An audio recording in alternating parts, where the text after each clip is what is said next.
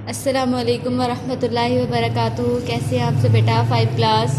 उम्मीद करती हूँ आप सब खैरियत से होंगे। आज 24 सितंबर 2020 बरोज़ जुमेरात है। आज का हमारा उन्वान है मुतरादिफ़ अल्फाज। हमने मुतरादिफ़ अल्फाज पढ़ने हैं। मुतरादिफ़ अल्फाज कौन से होते हैं, इन्हें क्या कहते हैं, ये हम पढ़ चुके हैं, बहुत बार पढ़ चुके हैं। एक बार इसकी दोहराई कर लेते हैं। हम पढ़ चुके हैं कि मुतरादिफ़ अल्फाज के मायने एक जैसे होते हैं, यानी दो ऐसे अल्फाज जिनका मायने अलग अलग ना हो, बल्कि एक ही तरह का मायने हो, एक ही मायने दोनों रखते हो, लेकिन अल्फाज अलग हो बोलने में, तो उनको मुतरादिफ़ अल्फाज कहते हैं, अगरचे वो बोलने या लिखने में एक जैसे ना हो।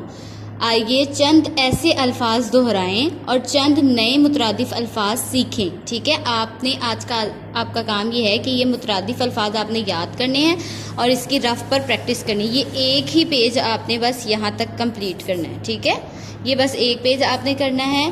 थोड़े से मुतरादिफ़ अल्फाज पढ़ते हैं, आपने इसको पढ़ना भी है, रफ़ पे याद करके इसकी प्रैक्टिस भी करनी है, पिक्चर बनाकर मुझे जी सूट पे भेजनी है। ठीक है, कहानी, किस्सा, फल, समर, दीदार, दर्शन, हक, सच, बुलंदी, ऊंचाई, सह, आसान, मशहूर, नामवर, वाकिफ, आशना, अहमक, बेवकूफ़, मुसर्रत, खुशी, नर्म, मुलायम, घटिया, अदना, करीब, नज़दीक, परचम, झंडा, सादिक, सच्चा।